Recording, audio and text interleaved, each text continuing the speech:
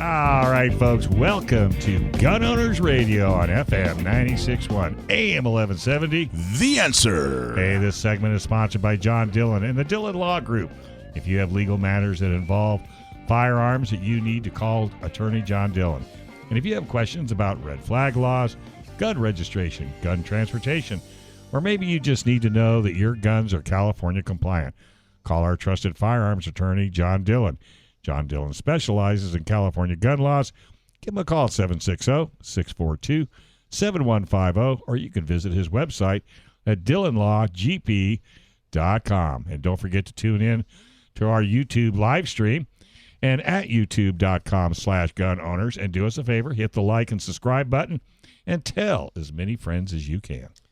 And Cover Your ASP Week, ASP, starts on Tuesday. There's still some space in the intro class on Thursday, and of course the webinar and happy hour still have seats. So learn with the best, online or at a live training class. Links to register are at the gunownersradio.com website. All right, we have all kinds of cool stuff happening on the show today. We have Melissa back in the studio. She's going to do a gear review, right? Gear review on Chameleon Bags by Smith & Wesson. So, Melissa, you had a cool experience yesterday. Speaking of your gear reviews. You know what I'm talking about? No. Okay, so yesterday we had one of our really cool shooting socials. Oh, okay. And what happened? I taught this one young lady, and she was... Kathy. If you're listening out there, Kathy says she listens every week, and she was a super sweet lady. She had the same mask as I had on. It was the Gotta Pack mask. So I'm like, oh, hey, I like your mask. And then she was like, oh, yeah, I was the winner of the giveaway for Gotta Pack's mask. I'm like, that's so cool. What a small world. So one of our awesome listeners came to our shooting social yesterday. That really is cool. awesome. Yeah. Hey, I want to throw a little information out on buying a ticket to support a police officer. Okay. It's real easy to do where it says support a cop, hit support a cop, and then hit, Thursday? Yep. And then it'll tell you to buy a ticket. That's how you do it. Then you click on that. It's not like you're signing up, but you're buying a ticket for that event, and then you'll be able to buy as many as you'd like to help support a police officer. For Cover Your ASP week, you can support a cop. Even if you can't attend, you can donate and make sure that Wendy and I went totally crazy last week. She bought 4 tickets. I bought 4. So, so we're working. I think how many more we got to do? I don't know. How many more tickets we got? We good? We're good. Did we do a good job? Yeah, we did a great job. All right, my buddy Rich, he finally got in. He bought 4. Yeah. So that's awesome. So we supported, 18 police officers? 18. Wow. 3. Oh, 3.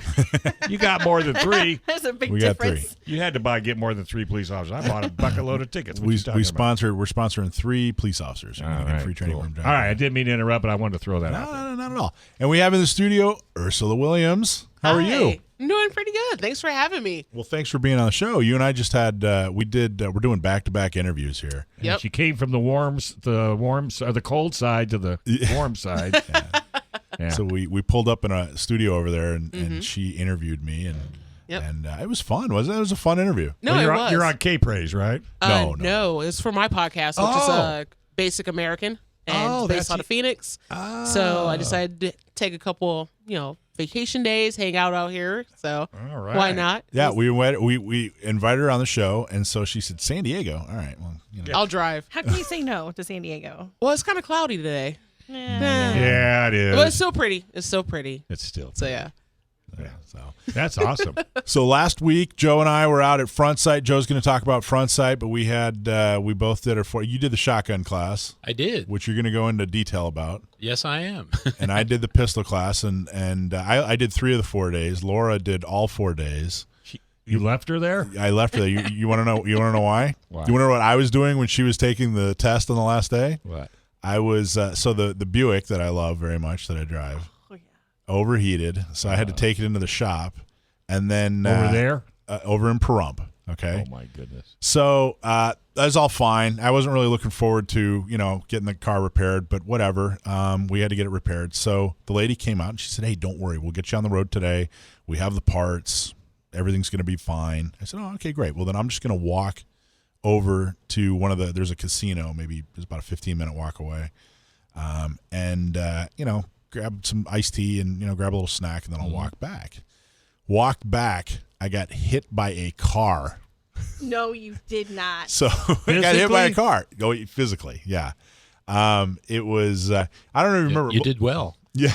Well, yeah, right. Were you in the crosswalk? No, there was no crosswalk. It was like this side road, and they had gravel on either side. And I crossed the road, and some meth head, man. It was like some some old like faded red Ford Taurus. He turned. Now I should have crossed the road on the other side so that I was walking facing traffic, but I crossed the road on this other side, and so I was walking with traffic. He took the turn too tightly, and his passenger side bumper and fender hit my left leg and my left hip, and I just went whoop and landed flat on the ground on the gravel and laid there and took inventory of life for Oh my God. And so I roll over, look down the street, and he didn't even stop. I don't even think he slowed down. So I was like, all right, I'm about 50 yards away from the cashier at the dealer. If I make it, then you're good. Yeah, because I don't have time for this. How do you feel? Totally fine. Totally fine. You just bounced. He walked it off. I walked it off. Rubbed a little dirt in it. And then I was probably just as well anyway on the last day. I heard Laura did pretty well. She did great. She did really, really well. She did. She passed. She did really, really great. She had a lot of fun. She was so happy. Her little 380, her Glock 42, and she kicked butt. She was doing great. Well. She was doing great all weekend. She was killing it all weekend, and she did good on the test. And we got on the road in time. We got home. It was funny. We were pulling into the driveway. And she said, I'm so glad everything worked out so perfectly today. Oh, she didn't know you'd been hit? No, she knew. And I said, well, hon, I got hit by a car today. So I'm not sure everything worked out perfectly. So when's the last time you got hit by a car? That's my first. There you go. The first bucket time. list. Yeah. Bucket list. It's funny you say that, Dave. That's exactly what I said. I was like, this is the most messed up bucket. And you didn't get on social media. That's the bummer. If somebody could have seen you flying through the air with the greatest of ease. Yeah. Well, so I think I was telling my sister about it right after. She said, well, do you think that the dealership has security cameras? I was like, God, I hope not. I don't want anybody. I don't want that floating all over the internet. Whatever. I'm sure. See, and I'm an extremely, graceful person. I think you've all noticed that. Absolutely. You could be dancing with the stars, no problem. Yeah. So now your back is perfect, right? Yeah. Because remember you had all that problem with your back. Now it's in excellent shape. You don't have to worry about it. That's great. That's great. And did you get an award for that? I mean, come on. Laura should get you something. Something. I know. A back rub or something. Yeah, when I was a little kid playing football, we had a fan that used to watch us all the time, and we had a really good running back, and this running back was running down the sidelines going for a touchdown, and this fan is running like 5 yards next to him, running down there with him, yelling, "Go Frank, go Frank, go Frank." And they used to park cars right next to that. Guy ran right into the car. Wham! And at the banquet at the end of the year, they actually gave him a nice little trophy with a car on it. Oh, So they got geez. nice. Caved in on one side, that. right? That is so fun. Well, hey, we're glad you're in good shape. And Well, thank you. You're with us today. That would have been terrible. Yeah. All right, folks. Hey, we have an unbelievably great show for you, so make sure you stick around.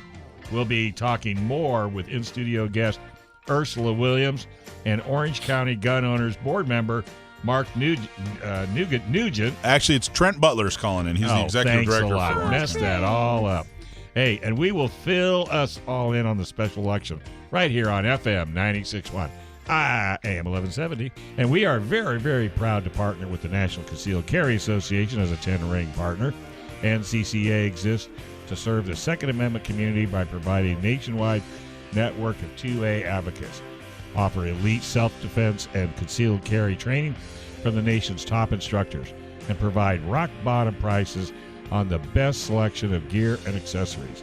You can learn more about them at National Concealed Carry Association.com. All right, again, who is our special guest? We have a very cool special guest here in the studio. We were just talking about how she just got done interviewing me, And now I have the pleasure of interviewing her, Ursula Williams. How are you? Doing pretty good, and you? I'm fantastic. Now, you came all the way from the beautiful state of Arizona. Yep. You live in Phoenix. Mm-hmm. And what do you do out in Phoenix? So I'm a detention officer for one of the largest sheriff's office in the county, or basically in the country. And so I've been doing that for over 16 years now. And outside of that, which one thing I do all the things, but I'm a competitive shooter. So I do mostly 3-gun, which is going to be pistol, rifle, and shotgun. Mm-hmm. I also do USPSA, precision rifle. Pretty much if it has a trigger, I'm gonna shoot it and try to compete with it. So that's what I do. You grew up, which is awesome. I've seen and read articles. Now you grew up in Detroit. Yep. Was there a lot of competitive shooting in Detroit? There still You want is. to talk about gang violence? And, yes. So talk about Detroit. What was it like growing up in Detroit? So gun wise, there wasn't a lot of gun culture in your standard black household. It just wasn't one of those things that everybody talked about around dinner. Then pretty much I got around 16. That's when my family decided to move from Detroit to Arizona. So around that, still getting used to the area. And eventually when I got into law enforcement, that was when I got into guns. So I have a lot of friends who are white, and they're like, oh, I killed my first deer at like 6, 7 years old. I'm like, nah, man, my first gun experience was kind of illegal, but it was not at a deer. I'll tell you that right now. What? Was Detroit? I mean, if you read, I've never been to Detroit. Mm-hmm. If you read articles and see pictures of Detroit, I mean, it looks like Beirut. Yes. Is that the media blowing things up, or is it really like that? What's it really like? Detroit, growing up was really nice. So 80s baby. So pretty much it was really nice growing up, and then it kind of started to transform into like, if you've seen the first RoboCop, it's pretty much what it kind of transformed into. Just a lot of just social economic problems. Mm-hmm. People moving out, houses burning down, neighborhoods are becoming more decrepit. It was just, pretty bad. It's horrible. Yeah, it wasn't going up; it was going down. Yeah. Yeah. So it kind of started mainly in the mid 90s when a lot of the auto industry started to kind of close there. And then here you go. You got just crappy little town. Yeah. What are you going to do with it? Yeah. That's when we stopped making things. Mm-hmm. Yeah. So which was definitely not just horrible for Detroit, but horrible for the U.S. And nobody can seem to understand that. No. They all think that has nothing to do with the demise, but it truly, truly does. Mm-hmm. Yeah. No, and I've been to Detroit multiple times, and you're right. I mean, there's areas of Detroit that you don't see that, but the majority of it, it's pretty. Yeah. It's the neighborhood that I grew up in, that's exactly what it looks like. Just and when you go back, I bet you it's totally different. Oh man. So I went back to. You can actually Google Map the neighborhood I grew up in, and it's completely unrecognizable. Wow. It's just that bad. Yeah, it's unrecognizable. Like it's trash now. It's straight trash. Oh my gosh. Wow. Absolutely trash. And doesn't seem like it's getting better anytime soon. Yeah. Once they start voting out, a lot of the politicians, the lifers, right? They start voting them out and actually putting some new blood in there that's actually going to help the city. Yeah. Then you're going to see some change. Time until will then, tell. yeah. Yeah. Well, that's just it. I mean, we don't want to get political because that's not what the show's about. But you're absolutely right. I get political all the time. Yeah, well, you do. Yeah. I think it was good. So we You're did bigger my than show I first. So you moved to Arizona. What was it? Was it like total culture shock? Full blown culture shock. Like, talk about that. Yeah. Have you ever been that hot? Oh my god! So the heat, that was a whole other thing. The way for me to experience culture is by food. So like in Detroit, I thought Mexican was like Taco Bell. Absolutely. Then I go to Phoenix, I was wrong. My whole life I was wrong. Mexican food is not Taco Bell. Yeah. There's actual like real flavors. And it's good. Yeah, the food is awesome.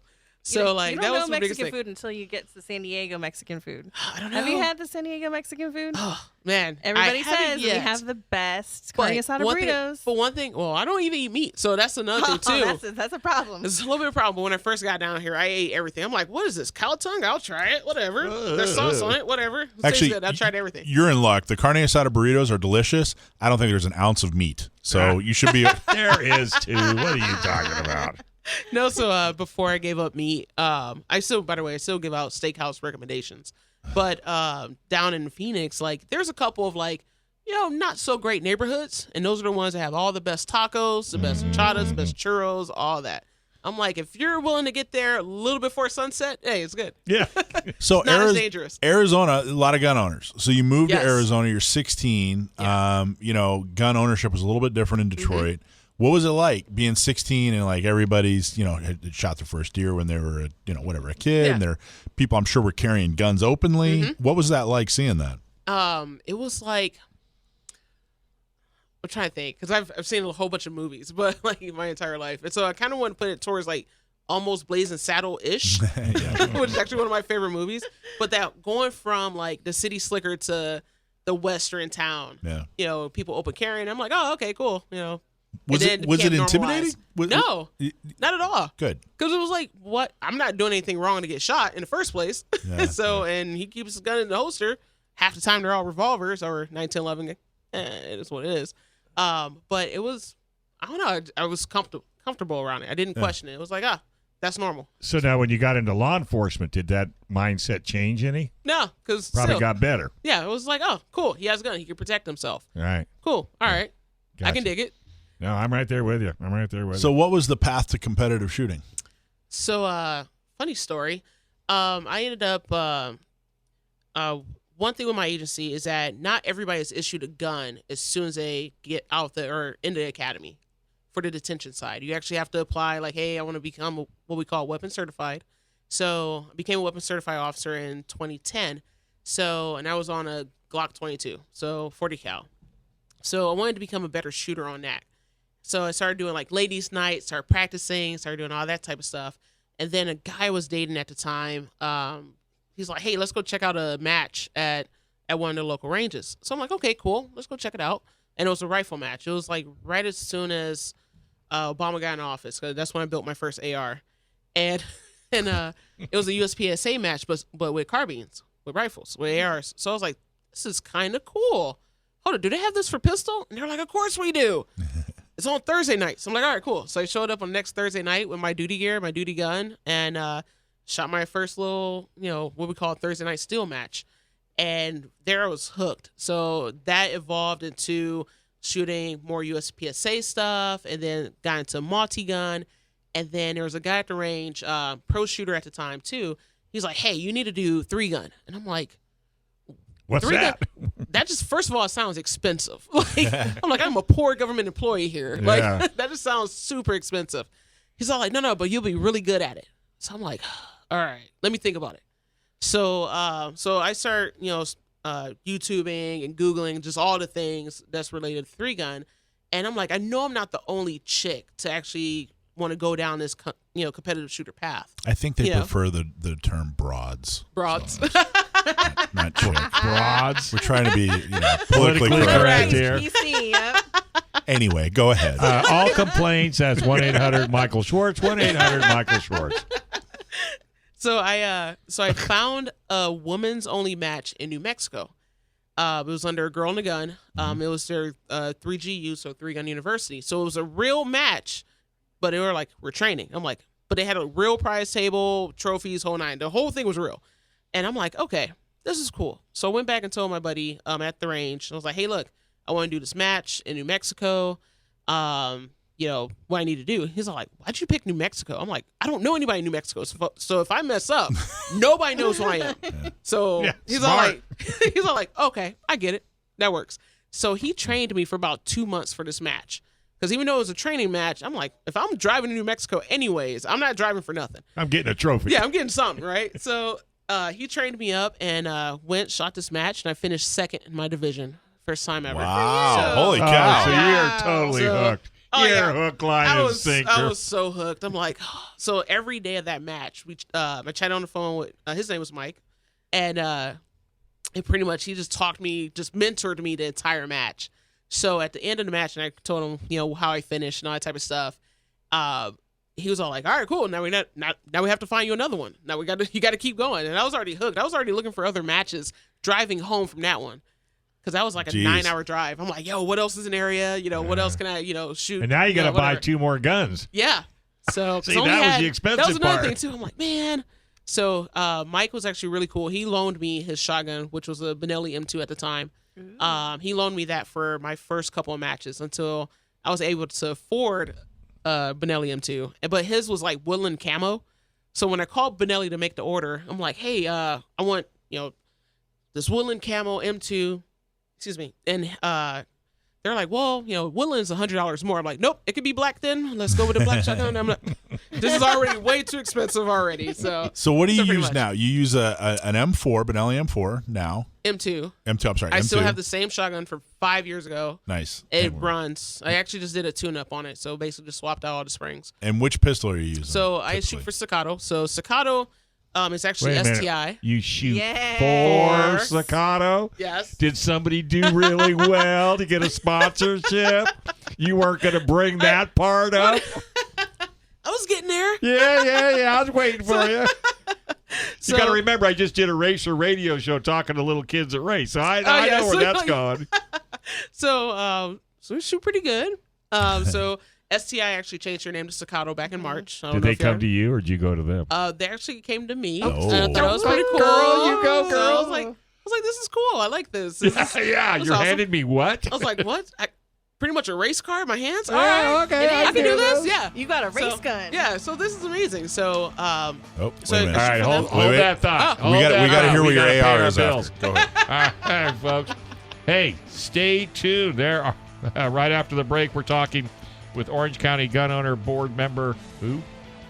Trent Butler. All right, but to get us up to date on the special election and going on in Orange County, right here on FM 96.1, AM 1170. The answer. Hey, law enforcement has a tough job, and a lot of the time, officers need to pay for their own training. We created training scholarship program to help officers get world-class training and also help build relationships with the gun owners community. We need to sell 5 more tickets to get a third. We already did it. So forget about it, but you can still donate. Yeah, it's Let's always get a helpful. 4th officer. Why not? It's great. Well, see, I thought each 25 was an officer, but it's not. No, It's it's a portion of an officer. so I bought his leg and his shoulder. Right. Okay. That's what I like. Okay. So, hey, but don't go anywhere, because guess what? We've got Ursula Williams in the house, and I got a sneaky feeling she's going to be calling in a little bit more from lovely Arizona. I think so, too. She's awesome. Ursula Williams, competitive shooter. We just found out sponsored competitive Yes. shooter. That's awesome. Excuse me. Okay, so you use a Benelli M2. You M2. use an STI, or what's their new name? Staccato. Staccato. Okay. And what's your AR? My AR. So I've been shooting for Troy for 4 That's years. Actually, two sponsorships? I have a lot of sponsors. There's a lot of awesome companies in the industry that I'm sponsored by, and And how long have you been shooting? 6 years. Competitively? 6 years. That's Yep. good, girl. I bet So- your car's got decals all over the side of it. Huh? Oh, that's racing. You Sorry. don't do that. No. You can't do that. My jersey. My Your jersey. There you That's go. great. I Yep. love it. That's So amazing. so I've been running Troy rifles. I actually was running Troy products before I even got sponsored by them. Vortex Optics, another company. Elfman triggers. I go really fast with their triggers. That's why I love them. And they're also local to me in Arizona. We Plead a Second, which is a holster. Actually, not just a holster. They're a gun customizing shop. So they do Cerakote, gun candy. They do Kydex work. Basically, anything and anything, they'll work on it. They'll do it.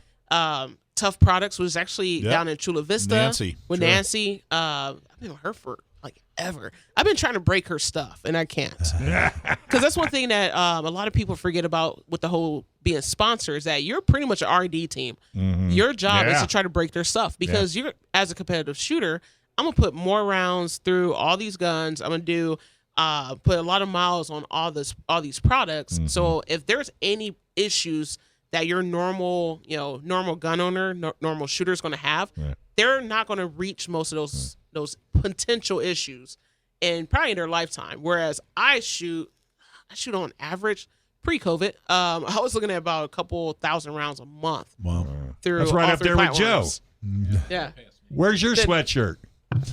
Where's your sweatshirt? She's about 3 years ahead of me, so Oh, okay. I'll be there. Well, you've got a goal now.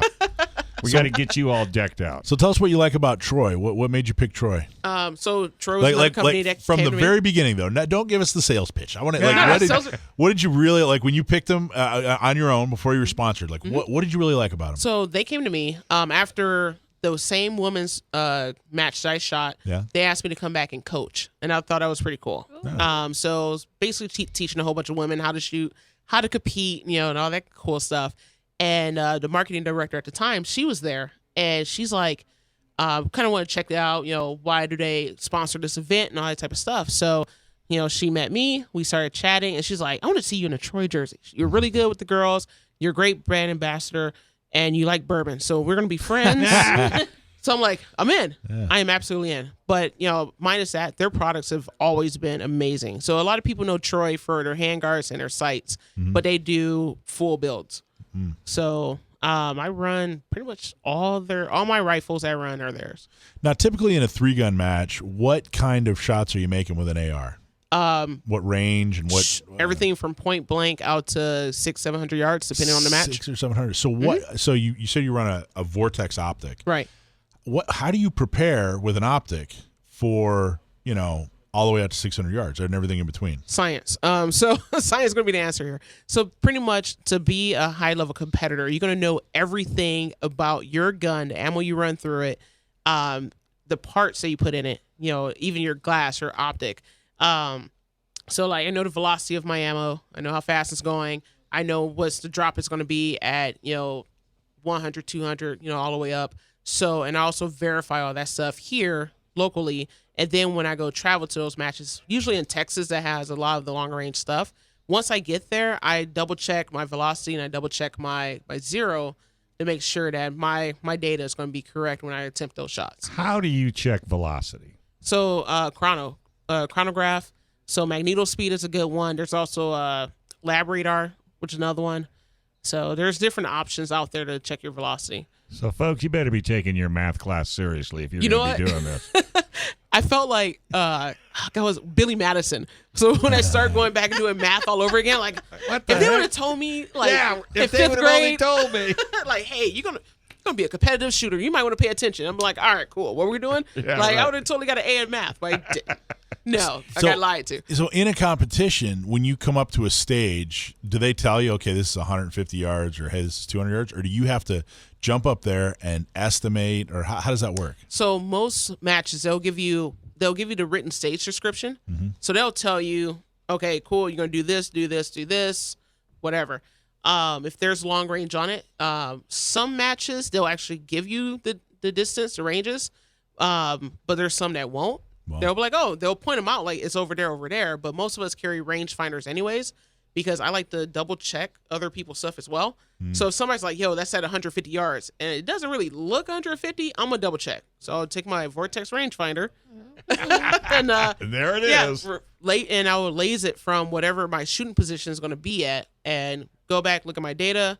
Cool. So I have an idea of my hold at that particular target or other targets. Do you keep the same zero, or do you zero at different, if you're going to a different, like at this match, I'm going to zero at 100 yards. This match, I'm going to zero at 200. No, my zero on all my guns, all my ARs for the most part, is going to be 50 yards.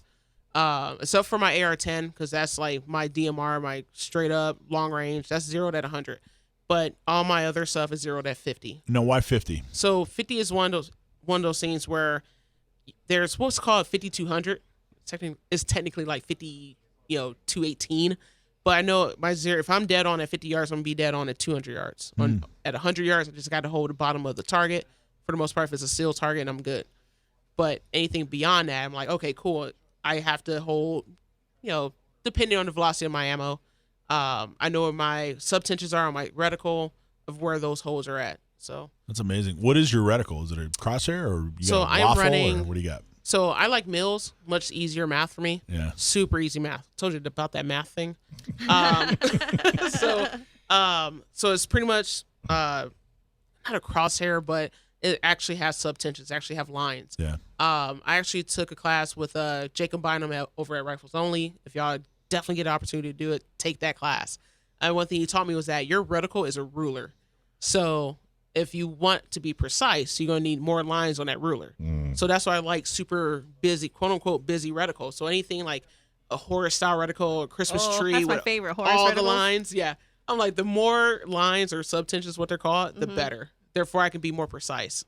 So that's why I run.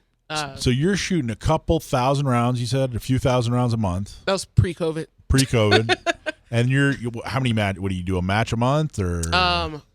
Major at the time, major match I was looking once a month. Major is like huge, like Regional, national level, okay, yeah. national level matches. But local matches, I was doing about 2 to 3 a month. Man, that's a lot of time.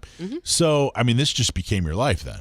Yeah, pretty much. This is I you're addicted. I work this much, and when I go to work, because like I can't just get up and leave. I can't just get up and go shoot or do whatever I really want to do. That's my administrative time. So that's when I'm like booking flights, checking hotels, rental cars, talking to my buddies, the ones who stay up late at night. Like, hey, we're gonna share this rental car. Cool, I put it in my name. We do all my administrative stuff then. So therefore, I can spend all my other time outside of work, actually preparing for these matches, getting some sleep. Doing everything else that I do. What do you get out of it? You're extremely successful. It sounds like it's a ton of fun, but what's it do for you? I like being able to show other people, period, regardless of what color you are, what you got between your legs, whatever, that you can go out and do this too. So that's one thing I love doing, because I get so many people from so many different backgrounds. Like, man, I saw you out there and I decided to try it too. I'm like, cool. I mean, it kind of sucked that it took you seeing somebody else to do it, because when I first started to compete, and I get this question a lot from other blacks, like, what are other black people out there? I'm like, no. Why do I have to wait for somebody else to do something that I think is interesting? And what has color got to do with it anyway? Some people, I'm telling you, the stuff that I get. it's got it. But am I right? Yeah. Am I right? What So does, that has stories. or what does color have to do with anything? there's It's actually you, the person. The person going out to do it. But Yeah. there are some people that think that I'm good because I'm black. I'm like, Oh, I'm like, you were no. born with a Glock in your hand, Yeah, right? apparently that's what it Apparently. is. So, but Isn't that I'm like, something? So, like, don't negate all the stuff that I've done and all the work that I put in. I'm Yeah. like, if there's anything, I'm darker just because of how much time I spent in the sun shooting and practicing in Arizona. Yeah, in Arizona. so how has it been being on the circuit, going to different competitions, going to different gun ranges and practicing, being a black woman? How is it? How's it been? How's the has it been, acceptance? yeah. Has Any it been problem? difficult? Because Has it nobody been, cares. Nobody cares what color you are. They just care if you're safe and you can shoot. There you go. That's it. That There you is go. absolutely it. The Like- world could learn a lot from you. I'm serious as a heart attack. I mean, they really, really, really could. Because if I say it, or Melissa says it, or Joe says it, yeah, you're right. But you walk the walk and you're talking the talk. And I think that's huge. You could be inspirational to so many. Have you ever thought about being a speaker? Usually I get thrown into those spots. So Geez, I wonder why. Is that natural thing? I got thrown into speaking at the Phoenix, Arizona, their 2A rally a couple weeks ago. Got thrown in that with a 5-minute notice. They're like, of "Hey, course. go talk." I'm like, go talk. what? Okay, jeez. It was I mean, easy, there was though, some- wasn't it? It actually kind of was. I took some notes like I normally do for a podcast. Yeah. Kind of stuck with my notes, and What'd you talk about? basically the need to actually for people there to take everything a step further. Yeah. Like, one thing I particularly don't care about at a lot of the rallies was people, in full kit. I'm like, look, I don't care. This is not the 2A fashion show. I don't care about that. What I need you to do is actually set up meetings, email, phone, like call your representatives and let them know how important this is. That's what I need you to do. I don't care what kind of kit you're running. And I even brought up, like, some of y'all are running great kit. Some of y'all are running Amazon specials, but I need y'all to take it a step further. That's right. Some of you need to lose a little weight and get out of that kit. That's what we're talking about. Hey, All right. hey. I wasn't talking to you, you hubcap you. Hey, we're going to go ahead and take a quick break, so I'll try it again. Stay right here. After the break, we're going to talk to the Orange County Gun Board member, and his name is Trent Butler. And we can't wait, and he'll keep us up to date on what's going on with the special election right there in Orange County. This is Gun Owners Radio, FM 96.1, AM 1170. The answer. Clean, lube, and protect your gun faster and easier with Seal One. Seal One CLP Plus is an all-in-one solution that cleans, lubricates, and protects your gun. It's also natural, non-toxic, and environmentally friendly. Seal One was founded by a Navy SEAL here in San Diego, and all their products are made in the USA. Seal One is also a strong supporter of the San Diego County Gun Owners. So we are very proud to have them on board. Clean your gun faster and better with Seal One. Use the promo code GOR25 for a 25% discount off your first order on their website at seal1.com. All right, Michael, who we got next? All right, so we're having a great conversation with Ursula, and we're going to talk to her more throughout the show. And of course, Melissa and Joe are here, but we're going to talk to Trent Butler, who is the executive director for Orange County Gun Owners, about the special election that just happened. Trent, how's it going, man? How you doing, sir? Good, dude. How are you? Pretty good. Teaching a couple of classes this weekend and just reviewing some of the data from the election. So what did you tell us about the election? First off, what special election are we talking about? So it was the special general election for the Orange County Board of Supervisors' 2nd district. So the seat had been vacant since January of last year when the previous seat holder had moved up to the state level. Yep, but Michelle Steele got elected to Congress, so that created an opening. Congress, yeah. And yeah. So they had to... Federal Congress, yeah. So they had to, we had to fill it. So a bunch of people jumped in and talk a little bit about some of the candidates. So Kevin Muldoon, who is on the city council for Newport Beach. City council of Newport Beach. He's on District 4, yep. And he's been elected there since 2014. He's the mayor pro temp over there right now. He had had talked about the county supervisor's race and, when it was going to happen and talked about running for office. And then John Morlock, coming off of the loss that he had, he decided to jump into the race as well. And then the mayor of Fountain Valley, Michael Vo, also threw his hat in the ring. Yep.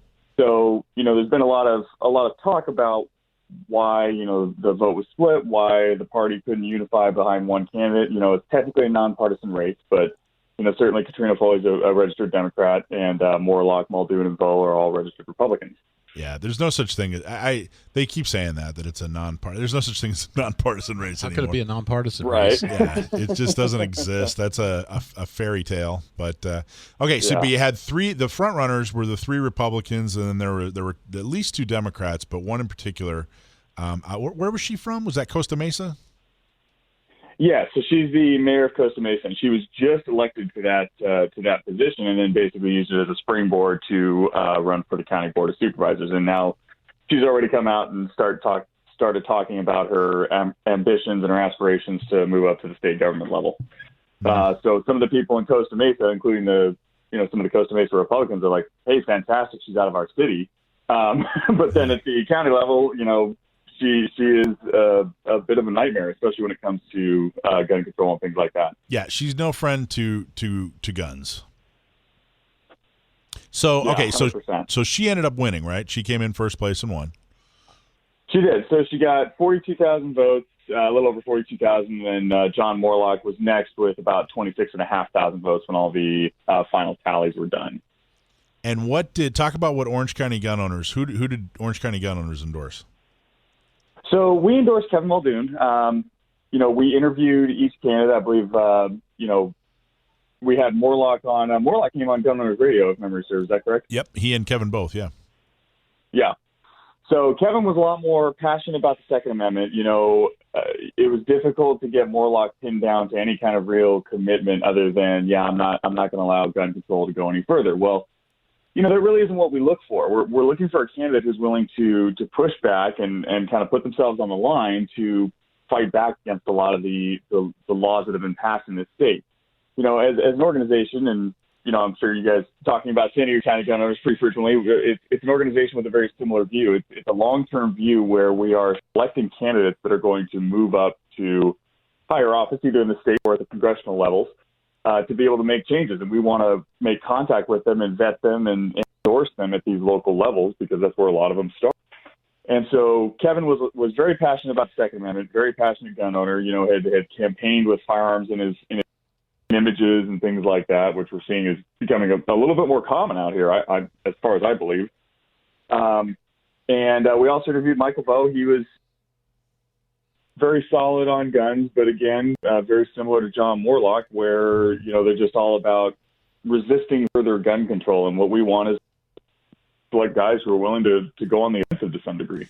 Yeah, Kevin, I think it's absolutely legit to say that Kevin Muldoon, out of the all the candidates, was by far the most passionate about Second Amendment issues, and especially fighting back against them, or fighting back against gun control, I should say, some of these gun restrictions that are county and statewide, and was far more knowledgeable, and not just kind of a, from 30,000 feet, gun bans are bad, but he really had an understanding of what was going on with some of the struggles that gun owners have in California.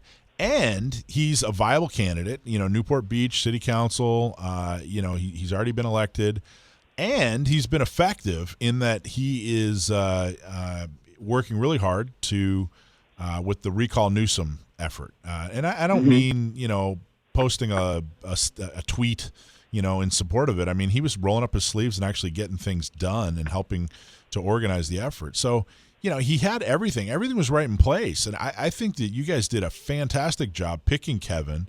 And, it's really, really tempting to just say, well, let's just, endorse a couple people who are good on guns, or let's just go with what, the endorsement that'll give us the least amount of flack, maybe the Republican establishment who feels like they own gun owners, which is totally wrong. Mm-hmm. Maybe they won't give us, a lot of guff if we go with their guy.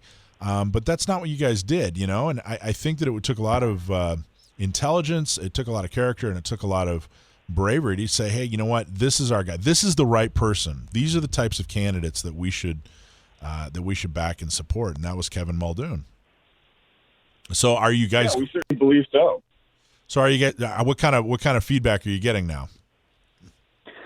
So we've heard from the OCGOP. We've heard from some of the local Republican organizations. Not all of them, certainly, but it certainly seems like we only hear from OCGOP when we endorse someone that they don't like, or we endorse someone who gets elected that they didn't like. That isn't the establishment type politician. And you're absolutely correct. You hit the nail on the head. There's kind of this expectation among the Republican community. Well, why wouldn't you back a Republican? Well, we're a single issue, nonpartisan organization. And so if we've got a Republican who is, at best lackluster on guns, and then we may even have a Democrat or a non-establishment Republican who's got a solid track record on fighting for the Second Amendment, then our choice is pretty clear. And so, we've heard from some of the Republican groups, hey, if we tally up all the votes for all three Republican candidates, then Moorlach would have won, which on paper is true. Katrina had about 42,500 votes. If you total up all the Republican votes, it was about 49,000. Now, if you add the other Democrat candidate, Janet Rappaport, to Katrina, she still probably would have won. But I've told these organizations, we're talking to different voters, different constituents who are saying that, if Moorlach was the only candidate, I wouldn't have gone out and voted. So I think Muldoon, having mobilized and gotten out easily 30% of the votes that Moorlach had, that shows that he's an incredibly effective and electable candidate. Like you said, Moorlach lost. Everybody's saying, well, it's his fault that they didn't back him. Well, he lost his Senate run right before that. And I don't see a whole lot of situations where a politician follows a loss with a different win, not a couple months later. So Republican leaders weren't calling you to apologize for putting up a candidate that wasn't very strong on Second Amendment issues? That wasn't what happened there? Not in the slightest. Because until that happens, and here's the thing, if they're calling you, it's because you're important. If they're calling right. Orange County gun owners and saying, "Hey, we wish you to you'd back this other person," if you weren't important, if your vote doesn't matter, if your block of folks up there who are gun owners, if you guys don't matter, they wouldn't be calling you. Number one, so you matter, but if you do matter and they're not happy about the support that you gave, then probably time for a little self-examination. Hey, did we put up the right candidate? But unfortunately, far too often, especially with Republicans, that's not what they do. That's not their default. They don't, they're not good at self-examination. They're better at, throwing a snit Well, gee, if you guys are, I mean, what kind of statement is that? Well, if you add up all the votes, our person would have won. Well, yeah, that's true of anybody that ran. Anybody that ran. Right, if you gave anybody that ran all the votes, then yeah, they probably would have won. What they should be doing is saying, hey, look, clearly Orange County gun owners, their members, their supporters are important. Clearly the gun owner vote is important. I mean, over 20,000 people in Orange County now have a CCW, and that's growing every single month. What they should be doing is some self-examination and saying, hey, what do we got to do to because we're losing. Orange County was deep red a few years ago, and now it's really, really purple, kind of, same color as a bruise. That should be a hint. So what they should be doing is saying, hey, what do we got to do next time better so that we can get Orange County gun owners support? Don't you think? Yeah, certainly. And, we do this frequently when we do endorse candidates. People tell us, well, why didn't you check who we're endorsing? Why didn't you check who we're endorsing? My first, inclination is to say, well, why didn't you talk to us about who you were endorsing? We shouldn't be hearing about it after the fact. If you want a seat at the table, then come talk to us and ask us about the issues that are important to us. I mean, we're an open book. Our questionnaire, everything that we interview candidates with, everything's absolutely online, right. Everything's out there. Go to OCGunOwners.com to check out more. Thank you, Trent. All right, folks. Hey, we're going to stick around because Joe's got a great talking about the charity shoot over at FrontSight. Melissa Lee's got a review as well. FM 96.1 AM 1170. The answer. Almost. Self-defense and emergencies can happen to anyone. And unfortunately, the justice system may not be on your side. So if you have taken training, then you should have coverage for the legal battle after your self-defense battle. While you protect your family and property, U.S. Law Shield is here to defend you 24/7, 365 days a year, with a comprehensive self-defense coverage at an affordable price. Bad guys don't take days off, and neither does our coverage. Guess what? Gun Owner Radio listeners, you can get a free T-shirt when you join. All you have to do is use promo code GUNOWNERSRADIO at uslawshield.com, and you'll get yourself a cool shirt. And if you're watching us on YouTube, wave. And hit the like button and the subscription button, and tell as many friends as you can. All right, Mr. Joe Drammissi, who's got a new jacket. How was that 8th annual charity shoot? Bought that with my Piazza dollars. I know you keep saying pizza dollars, and I'm not quite sure what that is. You were here for the interview. You talked to the man. Yes, I did.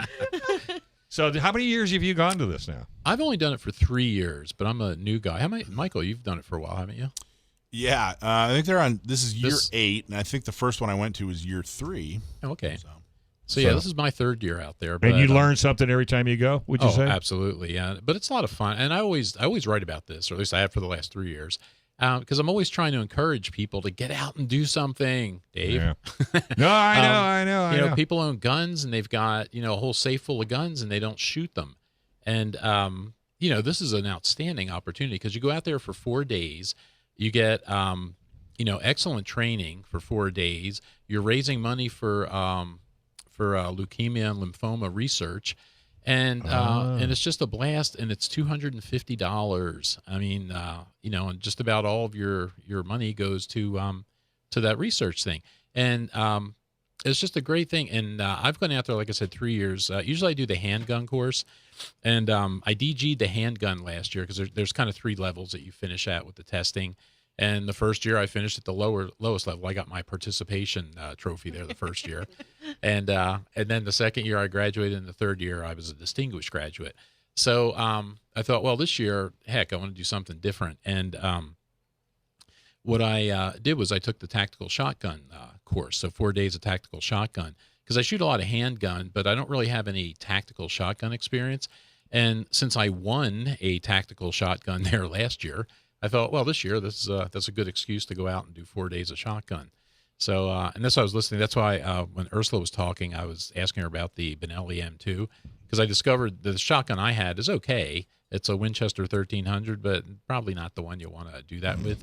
So I did learn that. Learned a lot of fundamentals and so we're going basics. Shopping again. So if I decide to go further into the technical shotgun world, Ursula's. If you want an M4, then. Yeah, Ursula's going to take some notes for you. Okay, yeah. good. I got you. Now I thought okay, you were saying M2. We'll get back to that one. No, so I shoot the M2. Okay. So the M2 is pretty much it's a 24-inch barrel, and it actually it comes with like a 5+1 tube. But the the M4 actually comes with a pistol grip, and it's actually a 20. I want to say it's a 20 or 18-inch barrel. Oh, so shorter. that's the only difference between it's shorter than the 2. So you want if for tactical, you want an M4. Okay, that makes sense. And it's all the competition stuff too. It's all about speed, and it's all about reloading and that stuff. And it's all about her handling your checkbook. Well, and I tell you what I wanted to do with my goal here was to build a foundation because we were talking about 3-gun earlier, and I've always avoided 3-gun because I got my hands full trying to get good with the handgun, so I don't want to add a shotgun and an AR to it and then have to train with all that because Ursula was saying, yeah, look at Ursula's going, what? Exactly, and she was saying pre-COVID a couple of 1,000 rounds a month, and I was about 1,000 rounds a month at pre-COVID, so I'd have to step that up. But I may do it now though because the shotgun course was fun. Well, first you got to find the ammo. But we could find ammo. Oh, that's right. You and your ammo buddies in That's right. I got my in that ammo line secret buddies. store that you won't tell anybody where it's at. That's right. So I could find ammo. They meet at 3:00 in the morning and they stand incognito with their hat pulled down tight. But it was great though. I learned a lot about the gun that I had. I learned that I do not like where the slide release is located because that was challenging. Because you're trying to load quickly, you're doing port loading, you've got to kind of rotate the gun. I had to get my finger all the way around underneath because it's on the wrong side on that gun. Because like with my Ithaca, it's right up ahead of the trigger guard, so it's real easy to get to with your trigger finger. On the Winchester, it's on the left side rear of the trigger guard, so you got to kind of get under there. And you're trying to do this real quickly, and it was challenging. So I learned a lot of stuff. So like that's that. for sale. So I never sell them. I just need another safe is what I Look need. at Ursula. A bigger Ursula's safe. over here banging on you. So I totally suggest getting some dummy shells and actually practicing those loads. Got them. And the other thing I found out too was the shell caddy that Michael loaned me a couple of shell caddies, cheap, crappy ones, but they were That's why I loaned them. Oh yeah, here I'll hook you up. Yeah, you'll love these. But what I discovered with those is they hold 6 shells, and once you get down 2 or 3 shells, there's no tension in there to hold them in there. So you can very easily dump out the rest of your shells onto the ground when you go to You're grab such them. a good guy. You can keep those. But I ran in. See, that was part of the thing about taking these classes is I saw what everybody else had. So I saw a nice Safari Land one that's got a tensioning plate behind it. It doesn't have that issue. But it was a lot of fun, and I mean. Like I said, I learned a lot of stuff with that. I found out that I had trouble hanging on to the slide, shooting multiples with buckshot. That does not happen to me with birdshot. It doesn't happen to me just shooting regulars, but trying to shoot 4 targets very quickly, pumping the shotgun. I found that I was having trouble hanging on to the slide, which I've never had before. So I need to work on that technique too with that gun. But little squishy ball exercise. I don't know what the issue is with that. Yeah, because it was really weird. I've never experienced that before. I have to talk to Ursula after this. Yeah. But Ursula hook you up. But anyway, but it was a lot of fun, and they had one of the best or one of the biggest turnouts they've ever had this year. Lance was saying 291 people registered for it. And they raised $51,500. Wow, which is a lot more than they usually. It's in the 30s, I think, 35,000 or so. That's outstanding. So, and all that with the COVID stuff going on too, because it's all that pent up. Well, shooters, sorry. Yeah, so good. Pre-show, I was talking to Melissa here, and I'm like, shooters going to shoot. Like, they'll show up, especially now with COVID, and there's so many events that's being canceled or postponed. People want to shoot whatever. So like. 22s. If I would have known about it, I would have dusted off my 870 and came shot, or brought the M2 to be extra fancy. Like I would have totally done it. Well, and you know what's good about that too is, and I noticed this when I was at Gunsight taking a class last year, that and that was in the middle of COVID too, and I saw the same thing out here at FrontSight. It's people in the gun community tend to be more conservative, but they tend to be a lot less fearful and frightened over all this stuff. I mean. You don't really see masks. You don't see people worried about all this stuff. They're just out there enjoying themselves and learning and having fun. And it's just a great, I don't know, it's a great feel. It's like going to America again. It's cool out there. Wow. And again, if you do the charity match, and I wrote about this, and I've got all the links in the article, But the you could do 4 days of shotgun, you could do 4 days of rifle, 4 days of handgun, whatever you want to do. You could stay 2 days or you could stay 4 days.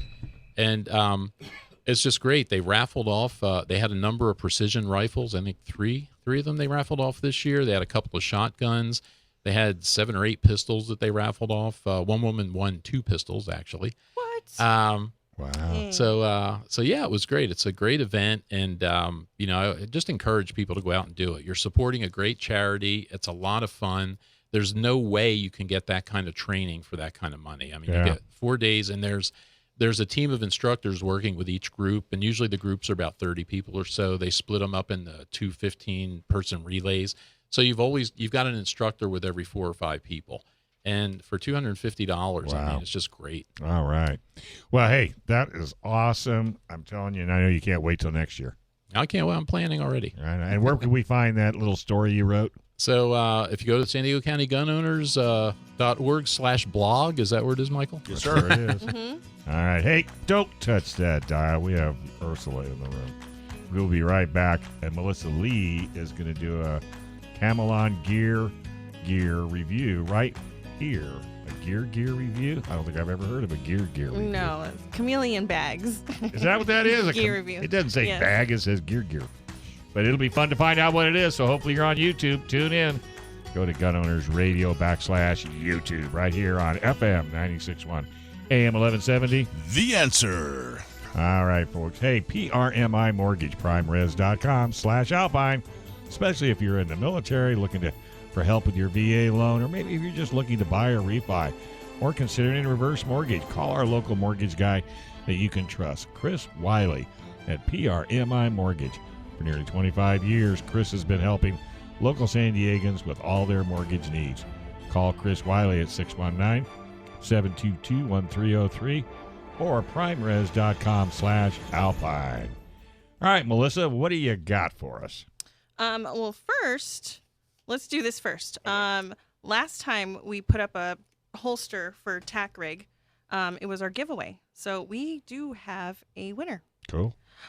So all anybody had to do was just subscribe to our newsletter at gunownersradio.com/subscribe. The winner is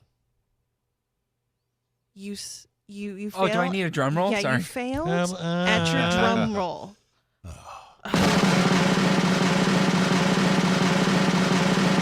Thank you, Brandon.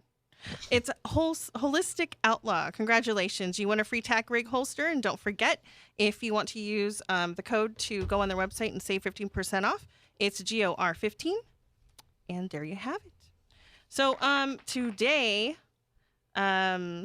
we have this special, it's a purse, but it's a special purse because it's a concealed carry purse. It's made by Chameleon Bags, and Chameleon Bags is a really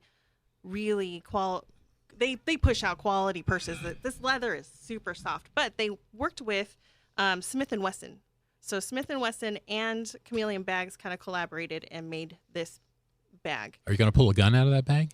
No. So, No, she can't. She's in the bell gown.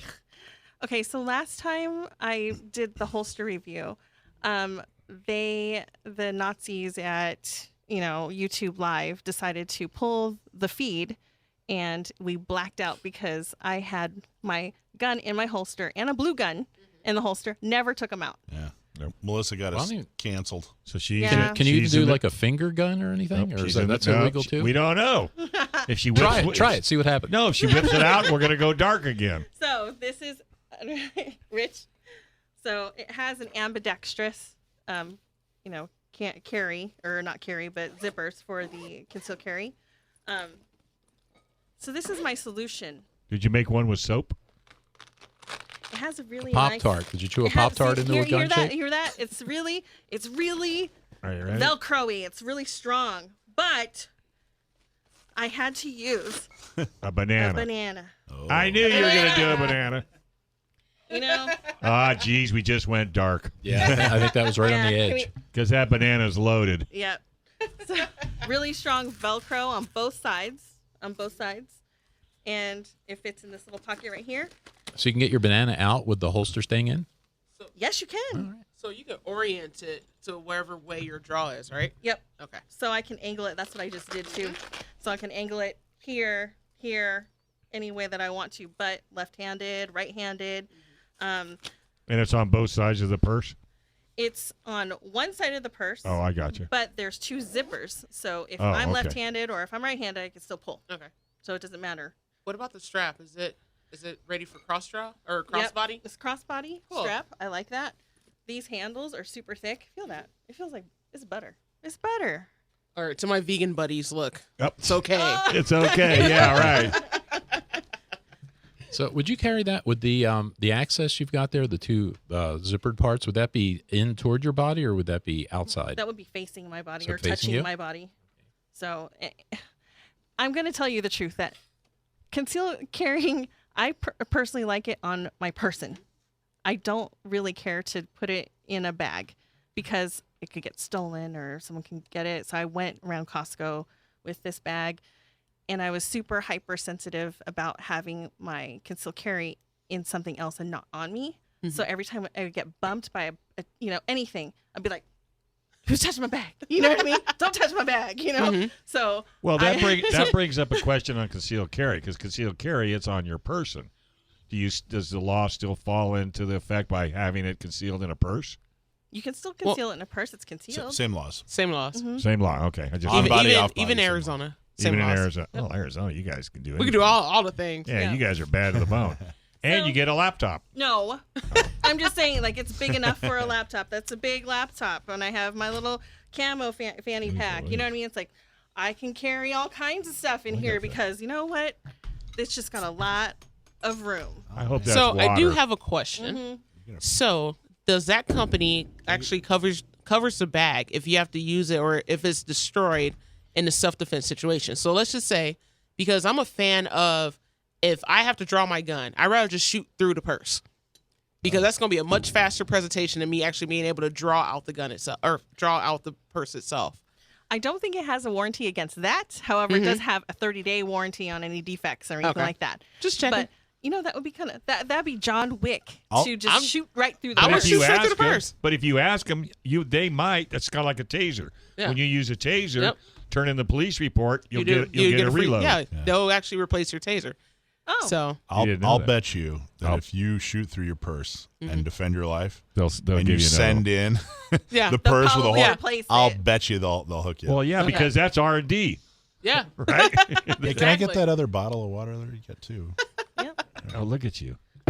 You don't like Hey, is there a plate carrier also in that purse there? Can you No. plate that up? I'm sure you can make a pocket. There's 2 big pockets right here for cell Uh-huh. phones or whatever, and a zipper pocket inside, zipper pocket outside. I don't know if you can hear me, but zipper pocket outside. But you know what? I'm sure you can make a couple stitches, Joe, and you can make Yep. it, very tactical just for you. Well, if I'm carrying the man purse, I mean, might as well have that. Might as well have European that handbag. option with me. And you would look so good with your So new jacket. So European of you, Joe. Yes. Yeah, very much so. So this bag retails for $249.99. It's complete leather, really buttery soft, rear ambidextrous zipper, CCW pouch. They have men's wallets. They have EDC belts. They have about 5 different styles of handbags and purses, whatever, with cross carry. 30-day warranty, and She looks whips out like- paperwork. yes, they are giving us a giveaway. So Chameleon Bags, thank you. Where they're giving away a Smith & Wesson leather wallet. Just go to gunownersradio.com/subscribe. Join our email list right now, and you may be the winner. If you want to get a bag of your own, just go to chameleonbags.com. Use code GOR for 10% off any style bag. Sweet. Yes. So when would you, when in your personal life, when would you carry? Because you carry on body most of the time, don't you? I always carry on body. That's the only way I carry. Oh, really? What's the situation where you think you'd carry off body? Depending on your outfit, I guess, right? Yeah, I guess outfit. When I was thinking, if Like I an had a evening kid, gown. what if you had a kid? If you had a toddler or something like that, could this could essentially double as a diaper bag / carry bag? So that could help moms that are, they just got their hands full. They got too much stuff. They're going to have they're going to have a diaper bag. Or maybe you're wearing a dress that doesn't allow you to have on carry. You could, yeah, or you can do one of those thigh holster ones. Yeah. Oh my. Or I've seen those. There's a couple of those. There's they're inner thigh and they're also outer thigh. Because I'm a big girl. My thighs touch. I'm not putting anything That's extra. what I'm saying too. But yes. I like being able to have a lot of options. So I tried purse carry. I feel like Mrs. Doubtfire. I feel so awkward with a purse. Yes. It's so weird. But Yes. the only time I actually do off body is it does depends on my outfit. Because Arizona is hot. It is absolutely hot, especially in the summertime. So, granted, I have, micro carry guns. I have my regular, compact, subcompact stuff. But there's some times where, with the banana, but there's some times where I'm like, no, I'm just going to put this in a sling bag and go that route because that's just going to work a little bit better for me. Well, wouldn't this be an accessory? It doesn't mean that if you have the bag, you have to carry off body. Yeah. I would have. That's exactly why I asked about the actual strap. Right. So if this was maybe triple stitch or something like that, where somebody tried to run off with my bag, right? Because if I'm going to carry a purse, it's going to be crossbody, right? Therefore, if you're going to snatch my purse, you're taking me with you. So of course, and you're not going to like the results. Yeah. So and then I can also articulate why I had to potentially use deadly force because that's my gun. My gun's in there, and everybody knows statistically, if a gun is taken from you, it's a good chance it's going to be used on you. Mm-hmm. So therefore, I'm gonna fight like hell for it. Yeah, good point. So. Well, that purse is nice enough. I mean, you don't have to carry a gun with it all the time, but it seems like it gives you that option if you ever do need to. Maybe you're going somewhere. But yeah, that purse is super nice. And for the price, it's not prohibitive to where you couldn't have that as an accessory to all the other purses you have. True. Yeah, true. I personally I like the sling bag as well because it's more secure on me. Right. And I'm so tomboy that I took a DDT sling range bag, and turned it into my purse just so that I can have all my stuff with me. Yeah, but see, now you're styling. Not a sponsor plug here. Definitely not one, but Vortex, their sling bags are amazing. Just throwing it out there. I'll have to try one of There's those. your next girl phone can call. never have too many range bags, Just saying, just throwing it out there. Yeah. See, most girls say purses. She says range bags. Yeah, exactly. Range bags. Well, that was a great review. And again, the website is chameleonbags.com. All right, so hook yourself up, make for a great gift for somebody in the. Actually, for Mother's Day's coming up. Yeah, Mother's Day's coming up. Yep. Birthdays are coming up. All right, folks. Hey, check out our website to see our Magnum interview by going to gunownersradio.com/Magnum. We've had interviews with MMA fighter Kung Lee, YouTuber Johnny B, and gun guy Charlie C. Hey, we're going to take a quick break. You are listening to FM 96.1, AM 1170. The Answer.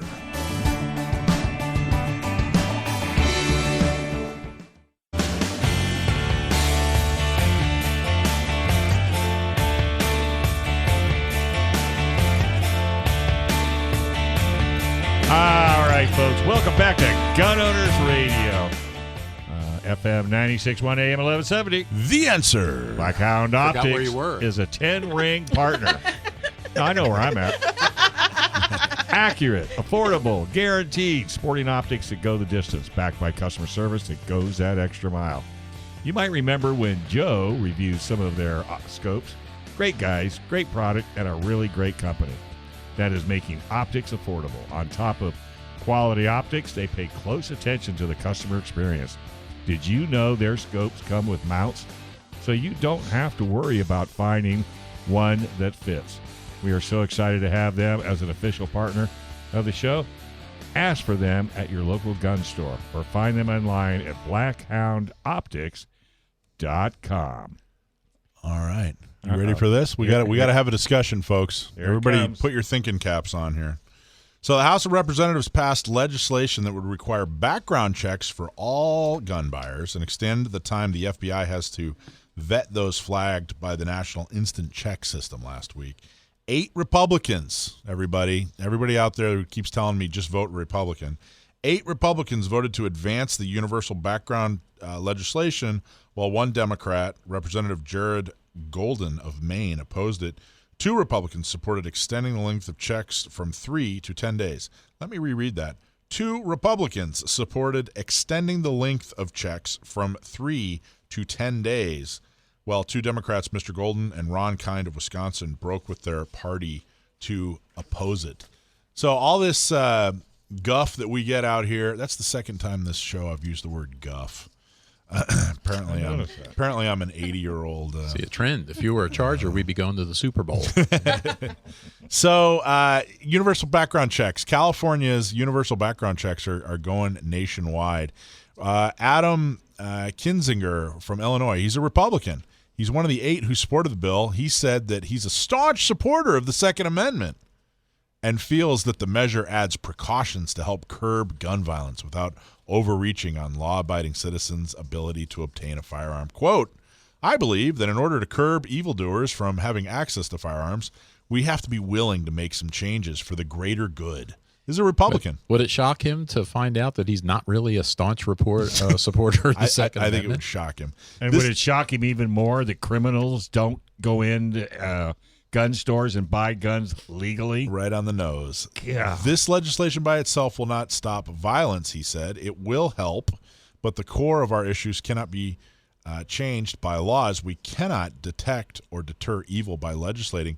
Accepting the reality that that evil exists is part of it, as well as holding those who commit these crimes accountable. Okay, so... But I'm going to vote for it anyway. Yeah. He just said, hey, look, this isn't all that bad, and we have to do it. It's not going to do anything. It's totally ineffective, but we got to do this thing, guys. Yeah, pretty bad. The 8 Republicans who voted for this, Buchanan from Florida, everybody that tells me how, hey, if you just move to Florida, all your problems are solved. Pennsylvania's Fitzpatrick, New York's Garbarino, another guy from Florida, Jimenez, I think is how you pronounce that. Kinzinger from Illinois. Another guy from Florida, Salazar. These are all Republicans. Smith from New Jersey. Upton from Michigan. Now, I want to read the CT Mirror from Connecticut is a paper that claims to be pro-journalism and non-bias and hard-nosed reporting. They're fair and balanced. Fair and balanced. Here's how they started their story on this vote. Quote, for the second time since the slaughter of 20 school children and 6 educators in Connecticut, the U.S. House of Representatives voted Thursday to pass a bill requiring universal background checks for firearm purchases. For the first time, the House version is promised to vote on Senate. That's a nonpartisan news outlet that prides themselves on hard-hitting journalism and nonpartisan opinions. What do you think of that? For the second time since the slaughter of 20 school children. Well, see, and I could tell you what I think of it since you asked. But that's how severely the narrative has been taken like that. That's how badly guns and gun owners have been demonized, to where a publication like that, they might really believe that they're fair and they're valid and reasonable journalists, yet they use that language and it doesn't faze them. They're not even aware of what they're saying. And plus, journalism been dead for goodness. how long? Even before William Randolph Hearst, when he used to make his own. Well, they can't use it, or they're using that language so obviously they can spark commotion. They're just selling papers, if that's what it is. Yeah, that's it. Because media is a business. Yeah, we all know this. It's all to make money. That's it. Yeah. So they don't say anything about what was it? Operation Fast and Furious? Right. What's that? I don't even know what you're talking about, girl. So, that's nothing that we put in our paper. I know. What about criminals with guns? Nope, but we're just going to mess with law-abiding citizens and just hope, to solve the gun violence. I'm like, I told a politician at KUSI TV, and I told him, dude, I'll give you my 9mm and my Mossberg. The minute you give me a 6-month program where you're taking guns away from the criminals. Mm-hmm. Oh, we can't do that. You know how difficult that is? Oh, but you're going to come get my gun, and I have nothing to do with crime. You're going to eliminate the elephant in the room. So you know what? Yeah. Try to get my gun. Yeah, well, exactly. But let's take it one step. Obviously, the language was inflammatory on purpose, and clearly they have a bias. But let's take it a step further here. For the second time since the slaughter of 20 school children and 6 educators in Connecticut, what's he talking about? They're talking about the Sandy Hook. Sandy Hook. Exactly, right? How would universal background checks have stopped that? Not one bit. Not Nope. one bit. Nope. I mean, people keep talking about how it's easy to access guns. In that situation, the adult son of the gun owner had to shoot his mom in the face to get the gun. If you tell me that's easy access to guns, Yeah. you know, and there's absolutely in no universe can you make the case that universal background checks would have had any impact on that. See, what they fail to realize that you cannot out-legislate evil. You can't. There you go. Not one bit. True. That's excellent. So Chuck Schumer says that H.R. 8 will be on the floor of the Senate, and we will see where everybody stands, the New York Democrat said in a press conference ahead of the House floor vote. Quote, no more hopes and prayers, thoughts and prayers. A vote is what we need. So we're just one vote away from, rainbows and unicorns. Well, yeah. And there's another one, Chucky. You know, how would that have stopped the Sandy Hook massacre? Or any in that, as far as that goes. At least, fortunately for us in California, it doesn't impact us so Nah, much because we're we already- already have all that stuff, Yeah. and it doesn't stop anything. So No, it doesn't. And really, this is what this is. It's a conversation about language. It's a conversation about PR. It's a conversation about how they're attempting to portray gun owners to pass a political agenda And appease their followers and their supporters. well, and it does point out the swamp Republicans that we have too that are going to go along with this kind of stuff, even after and that's what I like about the thing you just read, the little quote. I mean, the guy prefaces it with, yeah, I know this isn't going to work and this is useless, but I'm going to support it anyway. And how about your buddy Manchin? So Manchin's a senator from West Virginia. Manchin, together with Pennsylvania Republican Pat Toomey, led previous Senate efforts to expand background checks in 2013 following the 2020 massacre at Sandy Hook Elementary. The bill was blocked by a Republican-led filibuster. So a lot of people are hanging their hat on Manchin, hoping that he'll stop this somehow. And he's already supported it, so I'm not quite sure what they're thinking. But the only thing the only way he may be able to help is not so much directly with this legislation, but he has been clear that he doesn't want to get rid of the filibuster that would help Republicans block this. So the GOP, all they need is 10 Republicans, and that's what's needed to end the debate on a vote for the bill. So there is a chance. You already have 8. Well, no, that was in the House. Oh, I'm sorry. Yeah, that was in the House. But yeah, it's just unbelievable. So again, like you said, Joe, this is This is the exact same. It's not going to change our lives out in California at all. But what we should be appalled by, and what the conversation should center around, is all the conversation and the narrative that's coming out of, from media. It's coming out from these elected officials. There's just no such thing as an issue anymore. It's all pure narrative. Mm-hmm. Well, and the other good thing too, or not the other good thing, but the other interesting thing is how the free states react to this. Because like we were saying, in California, it doesn't impact us so much because we already have all that stuff.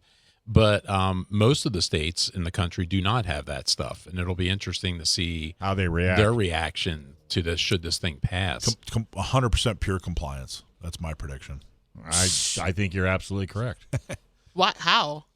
I already. It's funny because I already talked to my I already told my supervisors, like, hey, look, if I wake up a felon tomorrow, can I still come to work? They're like, yeah, we're short. I'm like, all right, cool. So like, it's just going to create. I hate to say this, but whatever they decide to do, like whatever gun legislation they put down, there has to be an overreaction on our end as gun owners, no matter what. So that's why I feel like I wish I had more faith. I watched California. California was just as figuratively speaking up in arms when all this stuff was happening in the late 90s, and then in 2000, and they expanded the assault weapons more. They were up in arms. Everybody said, "Oh, we're not going to stand for this. We're not going to comply. This is horrible. This is awful." And look at where we are. And then when you look across the country. You're seeing the same rhetoric, the same hand-wringing, the same. Now it's Facebook posts. Everybody's, we refuse to comply. We're not going to put up with this. That'll never happen here. California, you guys are a bunch of cowards. You should have done something. Okay, we just went through a year where the government shut down businesses, told you to stay in your home, mandated masks. What happened? We compliance. Stayed at home. We wore our so masks. if you're going to tell me that, oh no, this is it. this is the one where we're absolutely going to stand up. Come on, I'm not buying it. And by the way, I'm not talking about violence. I'm not talking about overthrowing the government. And nothing by the like way, that didn't happen in Alpine. What didn't happen in Alpine? None of what you said. Right, we the didn't compliance stay in with it. our house. We still went to restaurants. Well, and there were a number of states where it was not like it is out here either. Look at South Dakota. Well, yeah, and there was different levels of compliance or non-compliance, but like with the universal background checks, the big deal with that is private party transfers, right? That's Right. really what that's going And to gun impose. shows. Gun shows. Right, but that kind of stuff is usually done at a state level. That's where that happens. That's why we have it out here. And a lot of these states, if they wanted it, they would have done it.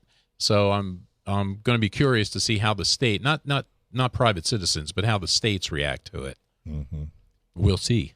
We will. Well, it'll be interesting to see too. I gotta be honest with you. I don't know if they're going to be able to successfully make the case that expanded background checks are unconstitutional. I don't know if there's a court out there that'll. I don't know if there's a strong enough case that a court will abide by that. I guess we're going to find out. But if universal background checks were already unconstitutional, then California's had that for decades now. Mm-hmm. Decades. And right now, they don't follow the law anyway. They do what they want to do.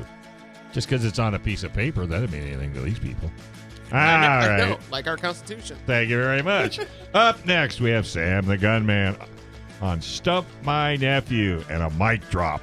You can't hear it if you don't listen, so stay tuned right here on FM 96.1, AM 1170. The answer. Folks, hey, our show needs your help. We live in a state where your self-defense rights are quickly eroding. Let us be your voice to help defend and restore the Second Amendment.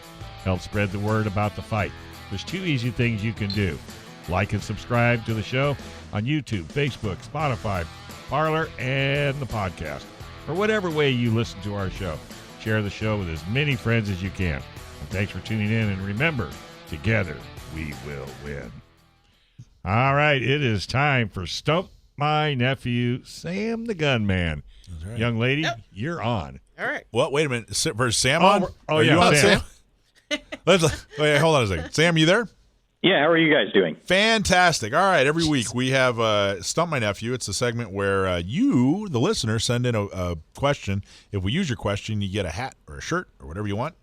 And if we stump my nephew, then you get a lifetime of training from FrontSight. We'll give you a free membership to FrontSight, but it's not so easy. My nephew Sam here is really, really good. Okay, so Sam, Ursula is going to ask the question, buddy. You ready? I hope so. Now that you've hyped me up like that, I feel like you're going to throw me a hardball this time. This one's a good one. So Booker and Imperial Beach sent this one in. So I can't take credit for this question because this is actually a really good one. All right, you ready? Let's have it. All right. What machine gun was developed by Australia, not Austria, but Australia, during World War II, and what did it shoot? As in, what caliber was it in? Booker from Imperial Beach. Thanks for the question. Now, I'm not too well versed on Australian small arms. The only firearm that I know of for sure that they developed indigenously for World War II was the Owen Submachine Gun, which was a floating 9mm submachine gun. See, did I tell you? What caliber was it? 9mm, 9x19, which was the one of the standard cartridges in use by the Commonwealth at the time. The Australians didn't really want to use the British Sten or Lanchester submachine guns. They wanted sort of their own thing that they could produce for themselves. And an Australian came up with it. Australian factories produced it, and they carried them well into the Vietnam War. So, quick question. What caliber was it originally chambered in? I've heard that they were originally developed in 45 and 38 or something like that, but as far as I know, all the production models were 9mm. According to the listener, it was actually originally done in 22 long, but it did accept 9mm, 45, and 38. So still outstanding that you knew what the Owen gun was. None of us here had even heard of it. Isn't that amazing? 21 years old. And my first question was like, was it Austria versus Australia? Because I would have, if I would lived in Australia, I would have just got a whole bunch of kangaroos in the back of my pickup truck and fought with them. So, but no, good job. Yeah. What do you got, Ursula? You got a question for him? Can you think of one? I couldn't think of one. A caliber Now question? you're shocked because I know. he's so 'Cause good. I'm like, man. Dude, he's unbelievable. Well, at least I know he's not versed in Australian guns, so I guess I'm going to go research. Like, There's one question to be asked about Australian guns, and he got it. the fact that had guns still amazed me. Well, that in itself. All right, buddy. Hey, as always, great job. How's everything going back there? In terms of weather or in terms of the political situation? Well, maybe a little both. Well, it's spring is finally in the air, so we're starting to get weather that resembles your coldest winter days out there. And as for politics, people are kind of freaking out, and there's been a little bit of the panic buying ramping up, which is a lot of fun, seeing as we've had that going on in Virginia at least nonstop since November 2019. So what are Virginians going to do when they have to go through background checks for every transfer? Well, the thing is, we've had to do that in our state since July 1st of last year. Oh, that's right. And all the... No, wait a minute. So I'm assuming there's been an uprising and you guys all pushed back and organized, and now everything is going to change, right? Is that what's happening? Absolutely not. Because Yeah, really? everyone What a who got shocker. irritated about it has just been grumbling, oh, I'm going to move to North Carolina. Instead of staying and fight like they should. Everybody grumbling about it is just irritated by it, and now they're going to leave Virginia. Well, that I all don't think sounds so. very, very familiar. Doesn't it, though? All right, my friend. Well, awesome job, Sam. Absolutely. Take care and say hi to the family. Thanks. And as always, thanks very much for having me on. It's always a pleasure. All right, You buddy. rock, man. All right, now it's time for this week's Mic Drop. Mic drop. All right, Sara Jacobs. She is a Congress member here in San Diego. As we talked about, H.R. 8 passed the House of Representatives and is on its way to the Senate. If passed, it will require background checks for all transfers of firearms, much like we have here in California. Now, it is important to note that this only requires the law-abiding to go through background checks. Criminals don't have to follow the laws. Local Congress member and Qualcomm princess Sara Jacobs proudly voted for it. Whoever she pays to run her Twitter posted that, quote, it's time for Congress to end gun violence. So, is Congress committing gun violence? If they are, I strongly agree they should end it. Otherwise, what legislation can a Congress pass that will change someone's soul and evil intentions? Because that is what we are talking about here, isn't it? We're talking about people killing others with a gun, but not in self-defense. So Sara thinks that making law-abiding people who are selling guns to law-abiding people go through a background check will end gun violence. Not slow it down, not lessen it, but end it. That's at least what whoever she pays to run her Twitter said. Remember what we're talking about here. This bill doesn't stop criminals from buying a gun. That's already illegal. It doesn't stop people from selling a gun to a criminal. That's already illegal. It doesn't force people who are buying a gun from a dealer to go through a background check. That's already a law. It doesn't force dealers to run background checks on new gun buyers at gun shows. That already exists. The way Sara is quote-unquote ending gun violence is forcing people who can legally own a gun to go through a government-implemented background check to sell a gun to someone who can legally own a gun.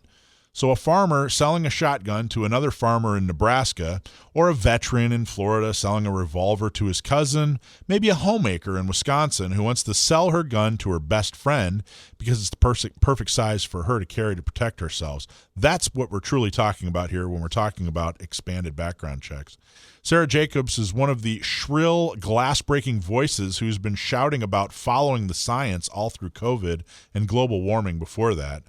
But what about this time? Multiple scientific studies have all come up with the same conclusion. Background checks have no effect on violent crime. Ludwig and Cook, who are scientists, found in a 2000 study that the 1994 Brady Act made no difference in homicide rates across the states that had laws comparable to those the Brady Act would impose, which initially included both background checks and a waiting period, and states that experienced larger changes in the law when the Brady Act was implemented. The Monroe study, more scientists, in 2008 found that there was no impact on handgun homicides after states implemented background checks. The Laval study in 2013, even more science types, found that background checks had no impact on gun-related homicides nor homicides in general. These are just 3 of the many scientific studies where scientists scientifically studied background checks using science and produced the scientific conclusion that background checks simply do not prevent evil people from doing evil things. Still, that doesn't stop Sara, not for a second. She can go back to her constituents and lie about being effective. She can do all kinds of things, to appease her family, her rich family that got her into office, especially brag to her mega-rich dad who bought her seat for her. And she can talk about how she beat the NRA by voting for this bill.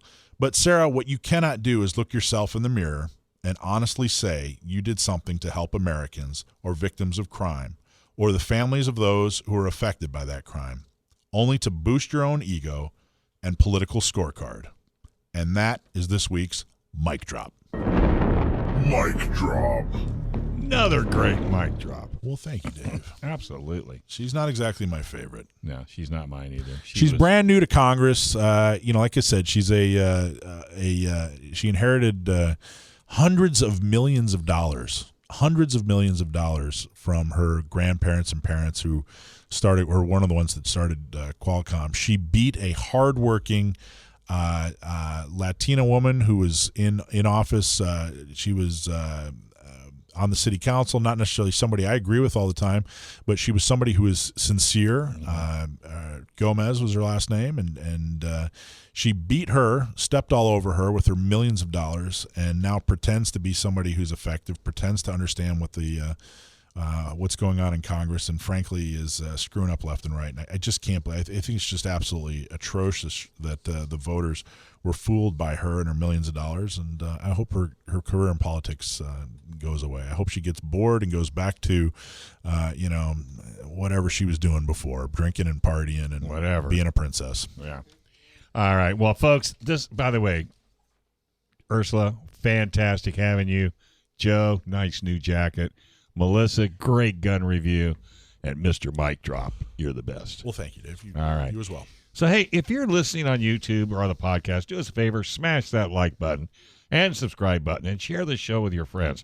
And please go into any of all of our sponsors. And don't forget, before you leave, thank them for sponsoring this show, because without it, we wouldn't be able to give you all of this information that we do every single week for 249 shows. San Diego County Gun Owners, U.S. Law Shield, the Dillon Law Group, Seal One, PRMI Mortgage, Blackhound Optics, and the National Concealed Carry Association. And thanks to our very, very special guest, again, Ursula Williams, Sam the Gunman, and our digital maestro, Brendan Thomas, Joe Drammissi, and Melissa Lee. And don't forget, go to gunownersradio.com for the podcast and the latest information. And always remember, together we will make a difference. On FM 96.1 AM 1170. The Answer.